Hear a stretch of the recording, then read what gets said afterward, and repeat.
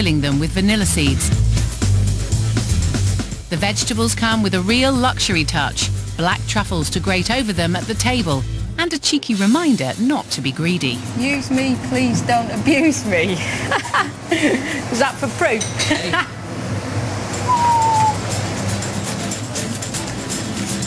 If I'm the judge, remember, down this way. I want the veg facing them. Will the judges enjoy his refined celebration of the beloved roast lunch, complete with tongue-in-cheek note? Some truffles here. It says on the thing, it says... I must say, Excuse me, please don't abuse me. It's pretty classy, that, isn't it? Post-it note. Yes. Do you think that's going to go down well at the banquet? Have some... Oh, I do like my meat nice and rare. Well, darling, that is plain I can still hear the animal bleating. That's good. I like that. And I quite slightly resent having to remove string from my meat. What's the green stuff? Minty stuff. It's good. I think this is absolutely delicious lamb, delicious sauce, very good veg. But I honestly feel, what's the point? I mean, this is Sunday lunch. It's very good Sunday lunch, but it's nothing very special. No, the most interesting thing is the garlic sauce, which I think is absolutely delicious. And I think it was wonderfully good. It's just dipping up potatoes in the garlic sauce and eating them. I think the spirit of the occasion is been lost on this chef here. It's not even really presented in a sort of street party manner. It's just presented in a restaurant manner. Has Johnny slipped up and let Lisa in? With a place at the national finals at stake, Lisa's betting a sizzling summer barbecue will give her the edge. And she's kept the street party theme in mind for her presentation, serving her chicken and beer sauce in a clean beer bottle. But does Lisa's beer can chicken have the finesse the judges expect? Johnny's keen to sow some doubt. I feel that Lisa is cooking below her standards, below her technical ability as a great cook. Told you, I'm not changing anything. I'm not a lunatic like you. What else have I changed? Everything. Yeah. I've had some good solid marks this week. It'd be very stupid of me to change anything. Be careful, boys. Let's go. Push, push. Is a dish as apparently simple as this really good enough for the magnificent street party? Good God. That's a bit more like it. Just go down a storm, don't you think? Thank you. There we go. I love the idea of pouring it from the bottom like that. Yeah, it's good. The chicken tastes terrific. The flavour on that glaze is just fantastic. I think the veggies are a bit crude. Dried beans and summer veg is a slightly odd combination in my book. This is not a fantastically sophisticated piece of cooking. Definitely not high-end eating. I think all along we've not asked for fantastically sophisticated cooking. Well, hang on. Just because it's simple doesn't mean that it's not gastronomic. You know, this is supposed to be the greatest meal that our guests to the banquet have ever eaten. There needs to be an honesty about the food as well. This is a street party, you know, it's a big long table, it's meant to be convivial. When that comes down on your table, it looks amazing, it looks fabulous. I quite like the earthiness of it. Why does everything have to have poncy copper pans and... Whoever said it did have to have poncy copper pans? No, I did not. Yes, you did. I merely suggested, oh, don't look so crestfallen at me, it doesn't suit you. Okay, I think if the chicken was on the bread like that, which would be terrific. Matthew, that would be even more rustic. You complain 1 minute that it's too rustic for you, and then you suggest putting it on a lump of bread. I mean, what could be simpler than that? I think what is really clever about it is it's a very simple dish made into a party. I think you're rather too easily pleased and too easily made happy. A sharply divided judging panel means the deciding factor could be the desserts, and Lisa's first to serve her grand finale. A raspberry and chocolate pavlova. Rather than cook one big traditional meringue, Lisa's adapted it for sharing by making individual portions in a line for easy serving. The pressure's on for Lisa to deliver. It's the last chance you have to impress those judges before they make the decision, so I've had to make sure that I'm Bob on the button. She knows the judges want spectacular dishes, so Lisa's embellishing this one with fresh raspberries, spun sugar decorations and retro raspberry jellies. And adding individual pots of sheep's milk ice cream with roasted hazelnuts. You got me the ones out, we know. Please be careful to go pretty quick because it's ice cream. Don't want it to melt. Excellent. Thank you, please.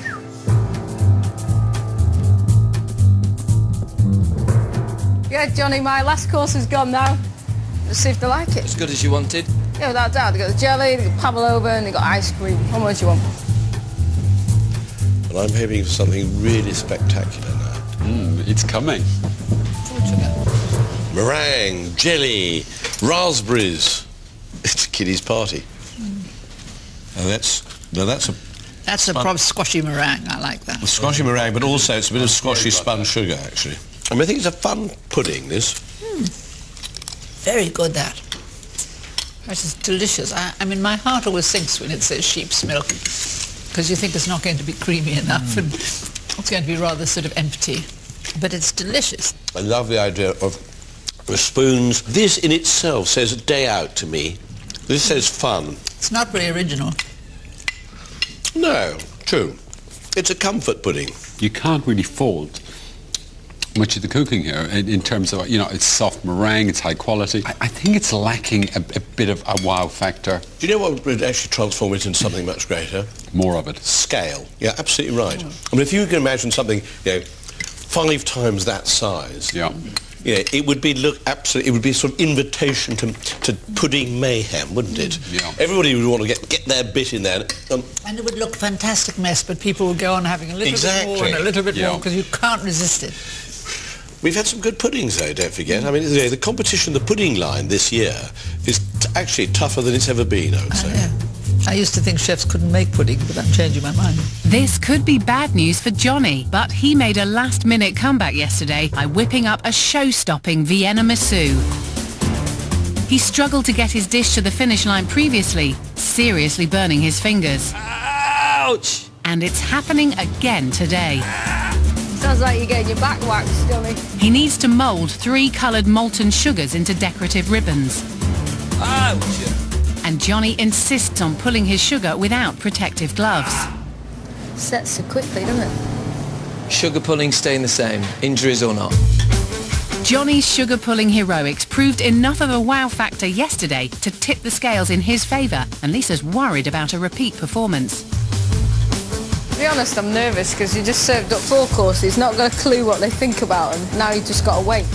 With Lisa's final course served, she's free to turn up the heat on Johnny. You going to be on time? 10 minutes left? I'm going to struggle, actually. You are? Do you think they'll allow me a bit longer? No. But Johnny knows this could be a winner and coolly pipes on the cream before adding the finishing touches. Just as he's done in his fish and main courses, Johnny's changing his well-practiced dessert on the fly. Where do you want these, boys? He's changed things last minute, even though I don't think he should have changed the dessert because Marcus gave him an 8 for it. And if someone's giving me an 8, I wouldn't change a thing. It looks the same. What have you done different? I've broken it down so this is mascarpone, this is cream, instead of combining the two. Will Johnny's knee-jerk changes work in his favour and prove to be his making as the champion of the Northwest? This one dish could decide the contest.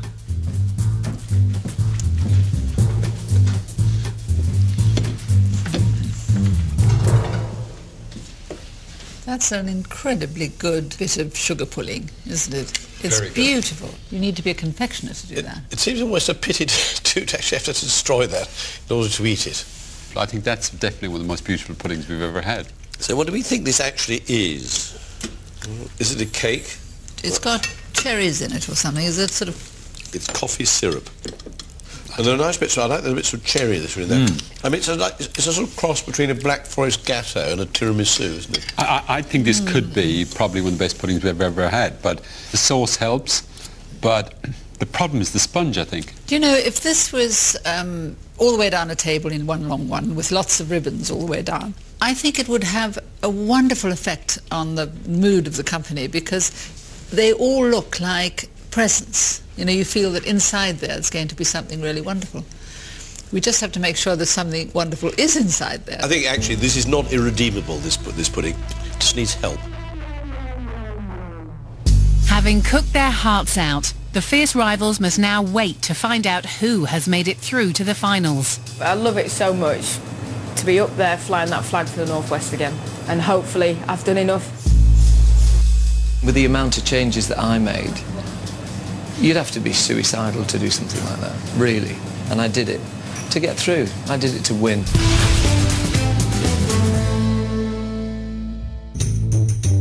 Back in the chamber, it's time for the judges to learn which dishes make up the two menus.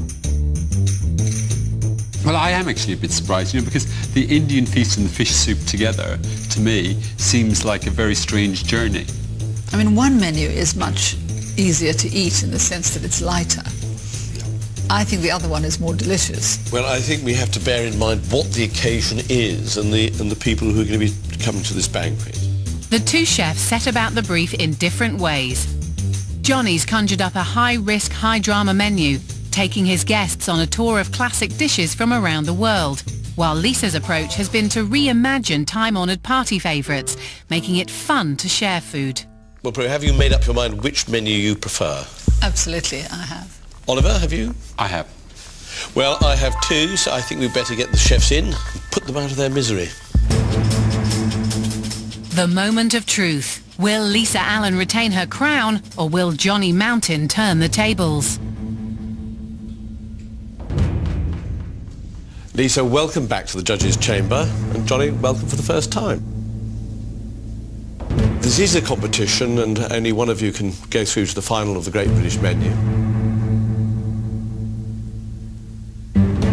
Prue, have you made up your mind which menu you prefer? Yes, I have, Matthew, and it's menu B. Oliver, which menu do you prefer? Menu B.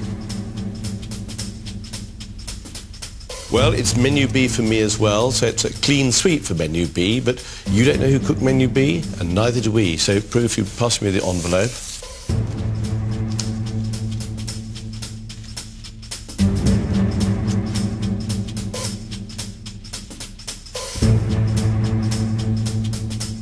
So the chef who will be going through to represent the Northwest in the final of the Great British Menu will be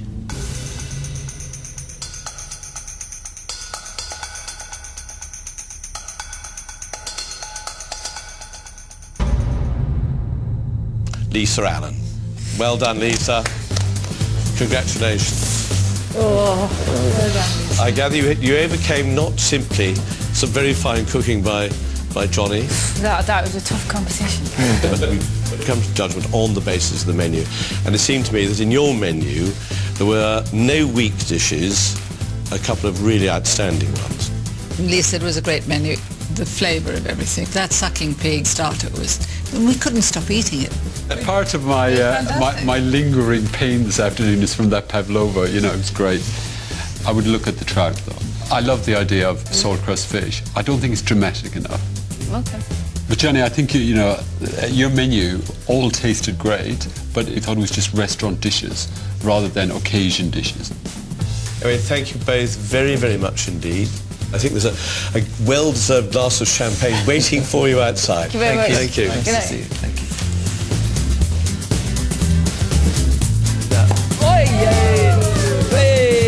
I feel proud of what I've achieved and glad to come second to one of the best cooks in the country. Lisa Allen, congratulations! Woo! To get a clean sweep is just outstanding. I'm absolutely overjoyed. Oh, well done for making such an easy week of it. Next week on Great British Menu, the battle continues with 3 chefs from the Central region. I'm going in all guns blazing. I desperately want to win this. If they want to last the week, there's no room for mistakes. If we've got 100 people waiting, that ain't no good, and it ain't no good that I'm waiting. Over on BBC One now, Alex and Chris are joined on the One Show sofa by funny man turned Hollywood actor Russell Brand. Here on BBC Two, we've got second round action from the Crucible. We're back with the Snooker World Championships next.